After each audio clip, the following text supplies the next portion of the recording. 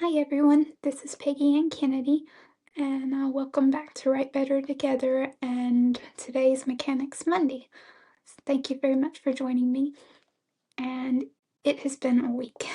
As of this week, I am back in graduate school. It has been kind of insane. It's a lot of reading, but it's fun reading, so that makes me happy. And I'm taking some really interesting courses. One that I'm really excited about is speculative fiction, which is, I don't know, you could kind of argue that it kind of comprises all fiction because it's a lot of things like maybe dragons or magic or I don't know, anything that kind of asks the question, what if? There's a lot to it. So I honestly still don't know that much about it. I've only had one class so far, so I'll let you know more about that as I learn. Maybe we'll have a special speculative fiction episode one day. And I'm also taking a class called Prizes and Canonizations, which in which we'll discuss a lot about prizes and such that can be won in awards for books. And we're going to be reading also books that have won some of these awards.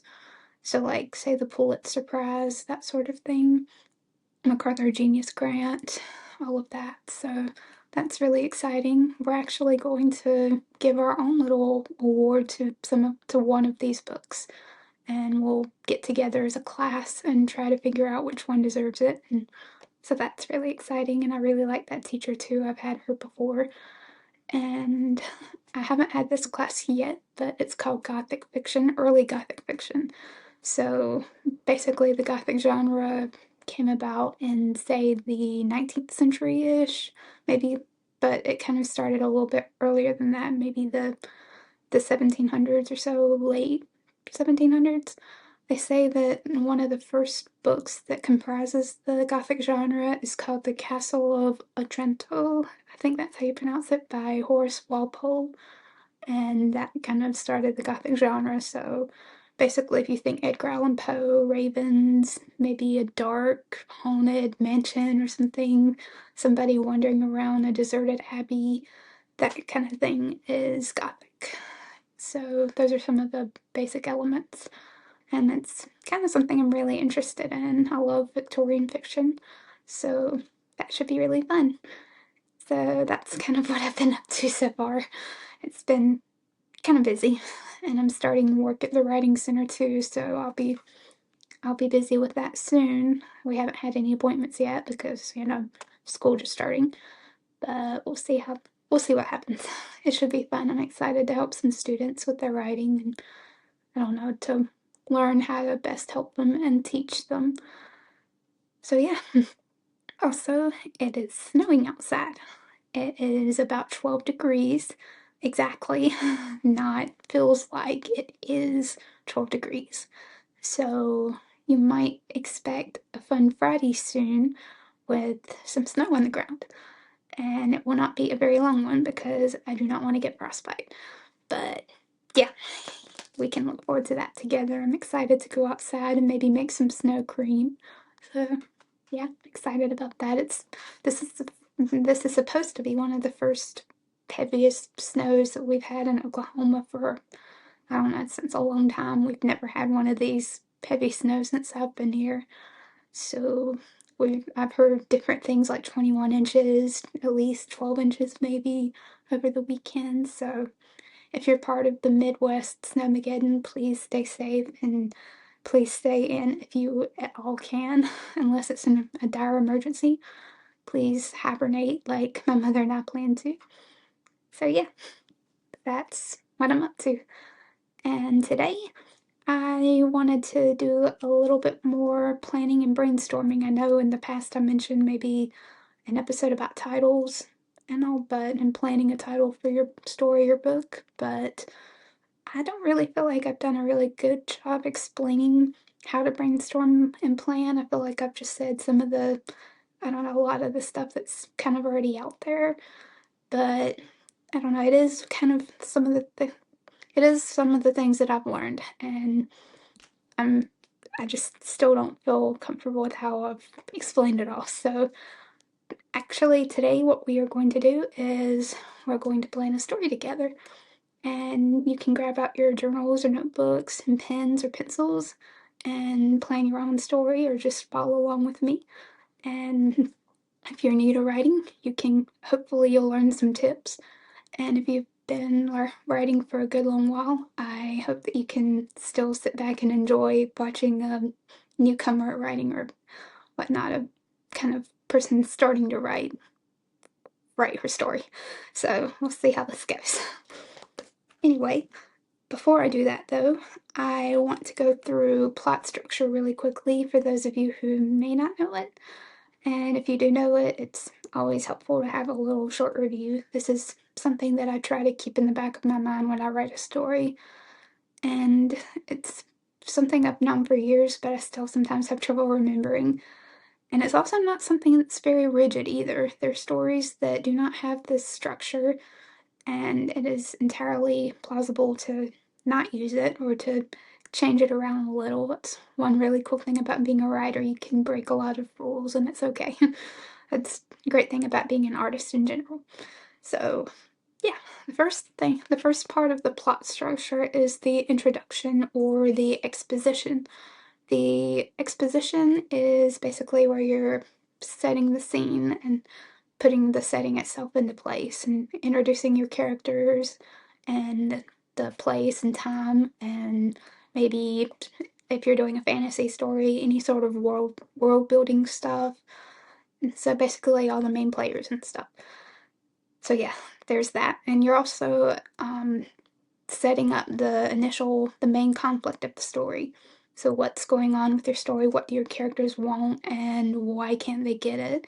And what are they initially attempting to do in order to get it? And then there's this thing called rising action, in which the climax, or not the climax, the conflict kind of continues upward in a slope, kind of like a mountain. So yeah, it's basically where things start to get rough for the characters. Maybe they're setting out on a quest or something, or something happens to make them do that. So yeah, and then there's the climax, which is the peak of the conflict, the thing that happens that kind of changes everything in the story, and it's sort of like a turning point. And then the falling action is kind of like you're going down the mountain, and that is like the consequences of the climax itself, like what happens afterwards, and like how do the characters handle things.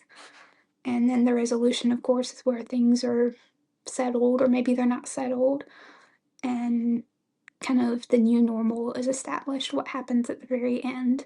So think of Cinderella. I'm thinking of the Disney movie. So um, let's say the introduction or the exposition is where we get to at the very beginning, where we learn that Cinderella is being very mistreated by her stepsisters and her stepmother, and we learn that she's having a very rough, difficult life, but she's managing and all of that. And then we get to the rising action, in which there's the ball, and she can't go because her mother and stepsisters. But then we meet the fairy godmother, gives her the dress, and helps her out, and tells her to only stay out till midnight. So then the climax is she accidentally stays out a little too late, and she runs off in a hurry, and the prince only finds the glass slipper. And then the falling action would be the consequences after that, where the prince realizes he's in love with her, and he's searching for her, and he has the glass slipper, and he decides to use that as the way to find her. And then he finds her, of course, and she tries on the glass slipper. And then the denouement, actually, or the resolution, is where they live happily ever after, get married, all of that. So that's kind of that. Like I said, I try to keep that kind of in the back of my head whenever I plan a story, because stories always need conflict in order to be really good. Because you don't want to read a story that has no conflict and it's just absolutely perfect. There's not really a lot of fun in that. The joy is is watching the characters kind of struggle to figure out how to get around the conflict or to go through it. So, yeah. And yeah, also, like I said, it is entirely possible to not follow that plot structure entirely. I've read and actually written a lot of stories that did not do that. And like maybe there's not a perfect happily ever after ending. Maybe nothing is really settled in the end. Maybe you're left with more questions than answers. I see that in a lot of literary fiction in which, you know, the author's just trying to send a message. And like I said, I have written stories like that. It's a lot of fun to kind of end off on a little cliffhanger and something, a little surprise twist. Those are really fun. So without further ado, let's hop into the story planning. So, I kind of had a little initial idea. I always wanted to write a story that's set in Japan because I lived there for 5 years and it's an incredible place. So, let's use that as the setting. That's going to be our setting. And let's see, for our brainstorming, I don't think I'm going to do the Venn diagram, but I will do a lot of listing. So let's see, we want the story to be in Japan.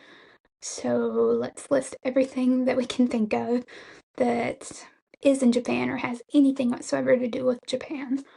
So first thing that comes to mind for me is onsens, the the um the hot springs that are in Japan. They're all over. They're really, really nice.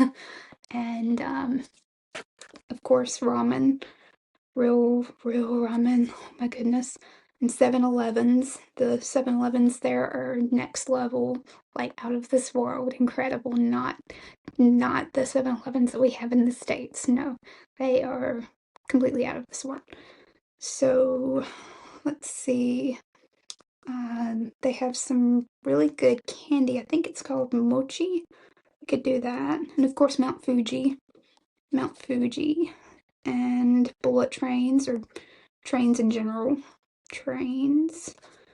The trains are kind of one of the primary transportations in Japan. And yeah.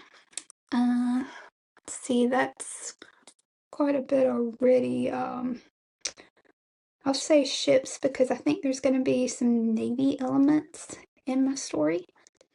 And let's see, that would also mean, say, shore patrol, because that was something that the Navy people did. That was one of our watches of sorts, where we had to go out into the town and make sure that all the Navy people were out once curfew was over, drinking curfew and base curfew. So like they had to be back on base at 1 and they had to stop drinking by 12. So shore patrol would just make sure that all of that was taken care of. And let's see, I could list some good cities like Tokyo and Hakone, which was a really pretty mountain town. And what else? What else? I think that might be good enough for now. Oh, curry, they had curry. Japanese curry it's a little different, but it is really delicious. And they have spice levels. And you do not want to try number 10. I don't think I ever did, or maybe I did once on a dare and it was not good. So that is that for the listing. And let's see. Actually, we could probably do some more. How about, let's see, they had a lot of like little mini fairgrounds or mini theme parks with rides and such scattered all over Tokyo and everywhere, kind of. And of course, castles. Castles were really cool, and museums. Um, they had beaches, a little bit of everything actually. So yeah, okay, so we've got a lot of stuff that we can use for, say, setting or just random things to use in our story, places our characters might visit. So that's down. We need to work on our characters now too. And I think for my main character, I want it to be a female, and I want her to be from the US, say maybe a college student. Um, let's see, we could actually do some listing for that one. Let's do that. Um, so our character could be a number of things. She could be a college student. You know, there are a lot of ways in which students can do studying abroad. So she could be in one of those programs. She could be just the average Joe who's saved up enough money to go to Japan, and this could be like her dream come true kind of thing. Um, saved up. She could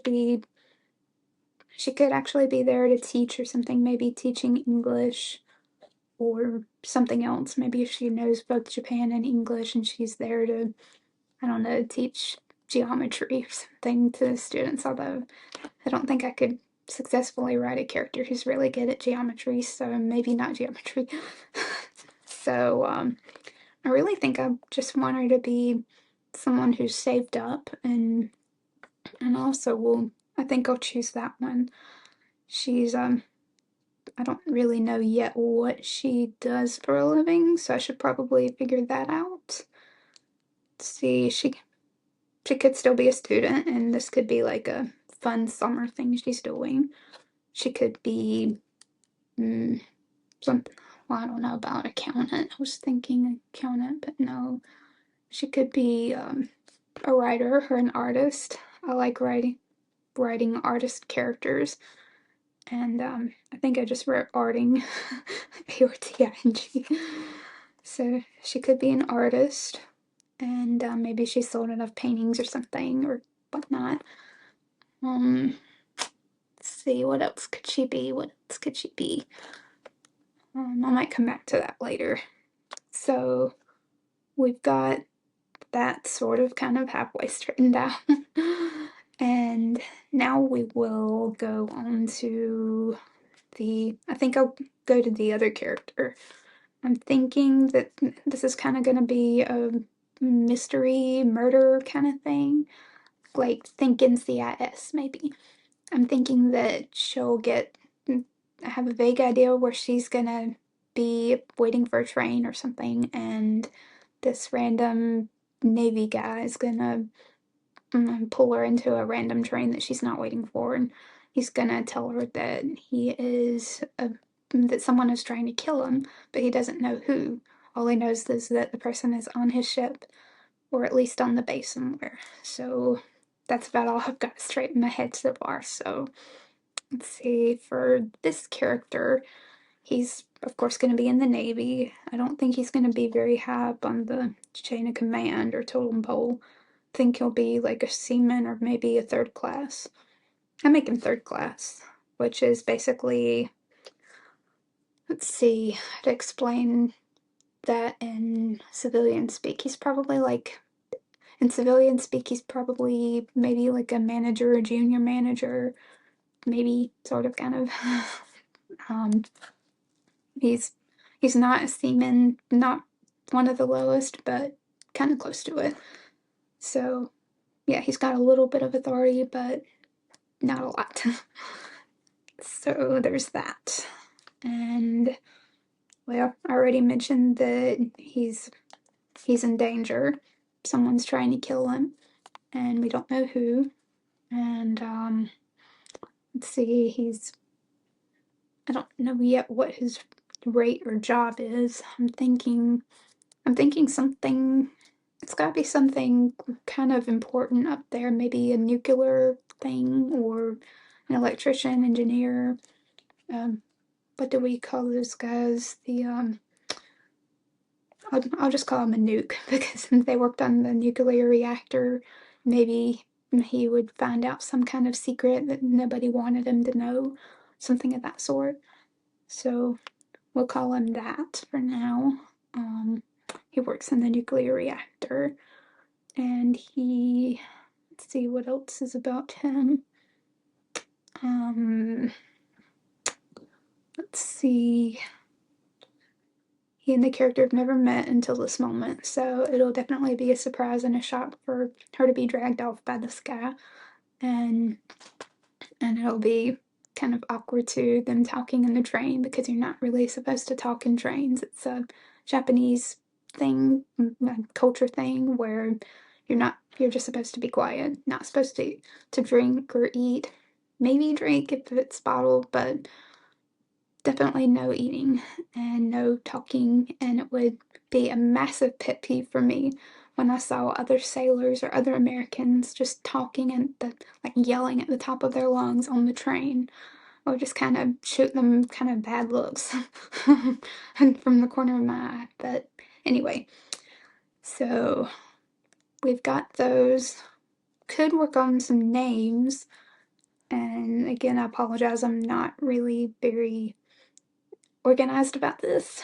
Not like I kind of said I was maybe before a week or two back on previous Mechanic Monday, but I'm trying. I don't know, my head is definitely not organized. And again, if any of this does not work for you, if this is not how you write, if you just have to sit down and not outline anything, you can't do any of this, or I don't know, if your brain works a little differently and you have to write a different way, find what works best for you. Don't just copy me, but sure, try what I'm doing if that helps. If I don't know if that works for you, but if not, don't worry about it and do what's best for you in your writing process. It's I don't know, it's just like just about anything else in the world. We can't all do the same things. Not all of us are good at math. Not all of us are good at English. Not all of us are good at science or chemistry. So, I don't know. Everybody's different, and that's a really good thing. So, I do definitely suggest trying different methods of story writing, brainstorming, plotting, planning, all of that. But ultimately, you have to go what works for you. And honestly, anyway, so let's see. It would be kind of fun to come up with some names.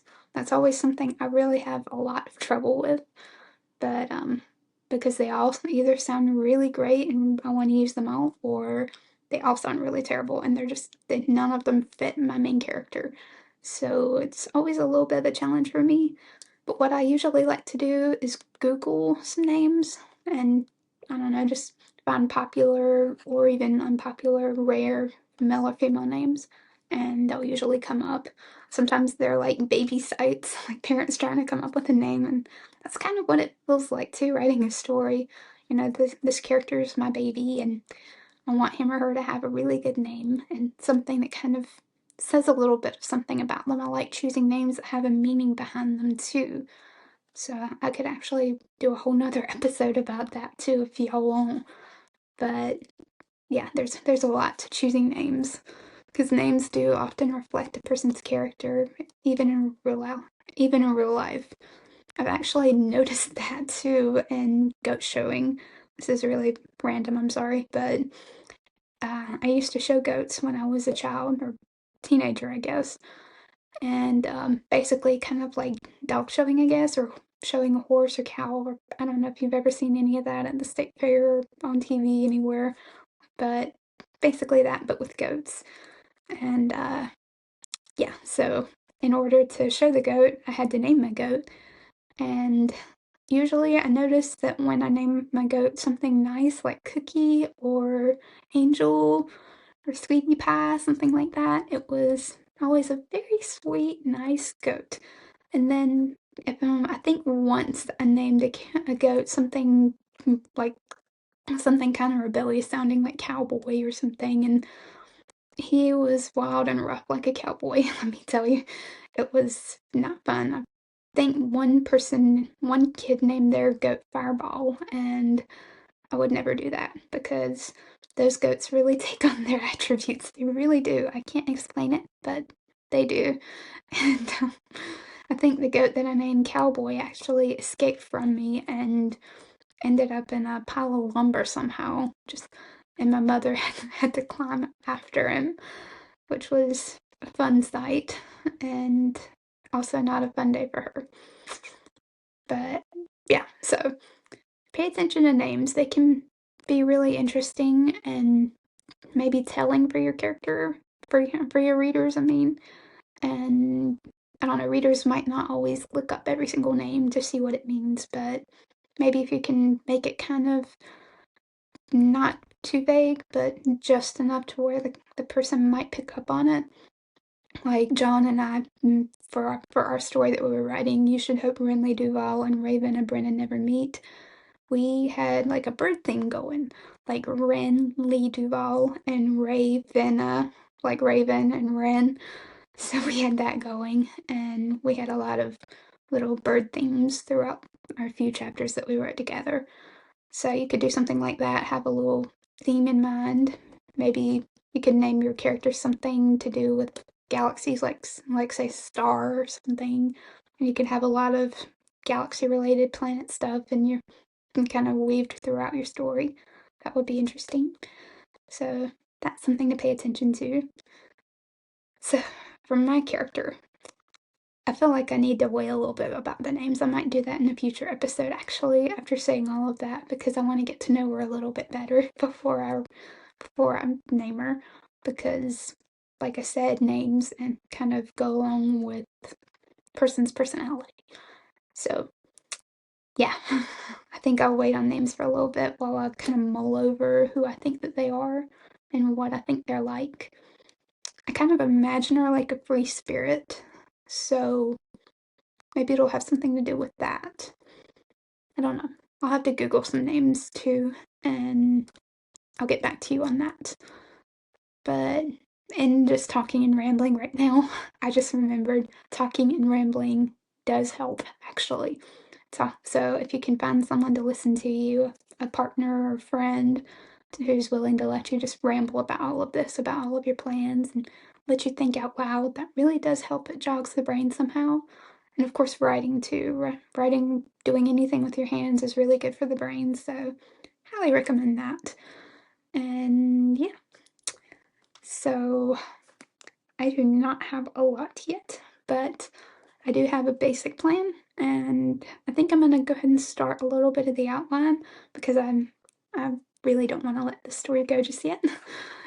So, like I said, this character is, say, an artist or something. I'm probably going to figure out what she actually does for a living later, but she has saved up enough money to go to Japan, so we know that. And while she's there, we see a little bit of what she's doing and what she's been doing, and maybe I'll talk a little bit about that in the initial opening story. The initial opening part is really fun for me to write because I don't know, I get to experiment with the character's voice and kind of hint at some things that have happened in the past or that will happen in the future. So that's always a fun thing to keep in mind too. You can do a lot with it, but you don't want to start off revealing too much or too little, or and you also don't want to tell people what's happening or what has happened. You want to kind of show them, maybe through dialogue. Dialogue's one of my favorite ways to show people, like to show readers what's going on. Just two or more characters talking about what's happening, but you're not just saying what's happening in the story. You're showing, not telling. Yeah, so always keep that in mind too. So yeah, we know that our character is in Japan, and we'll say that she's somewhere in the middle of Tokyo when the story starts. She's got a whole bag full of stuff in her hands. She's been going all these different places and spending money shopping like crazy, getting a lot of souvenirs for family and friends or whatnot. And she's waiting at the train to go back to her Airbnb when she's suddenly grabbed by this guy and thrown into a random train basically, and he's talking to her and tell kind of he's not I don't think he's going to tell her just yet that he's in danger, but it'll come up soon, maybe in that conversation, maybe a little later. But for right now, it's one of those things where he's saying, "Hurry, hurry, help me! I gotta go. We gotta get out of here. We're in danger." And he's not explaining anything at all, and she's just like, "What? What?" So it's a little bit of confusion and chaos at the very beginning, which will hopefully hook the reader in. And um, yeah, so that's what I've got so far. And let's see, that'll be probably the inciting incident.